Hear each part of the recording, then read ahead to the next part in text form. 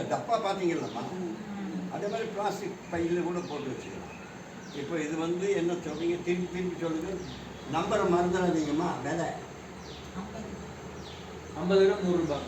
50 gram 100 ரூபா. வீட்டு நாங்கள் 3 நாளைக்கு சாப்பிடலாம். 3 நாள் 50 3 பிடிச்சிக்கலாம். ஒரு நாளைக்கு 30 ரூபா. நீங்கள் 2 பாக்ஸ் வாங்கினீங்கன்னா ஒரு வாரத்துக்கு வரும். ஒரு வாரத்துக்கு வரும். அப்போ 100 கிராம் 200 ரூபா. மாதத்துக்கு 800 ரூபா இல்லைங்களா?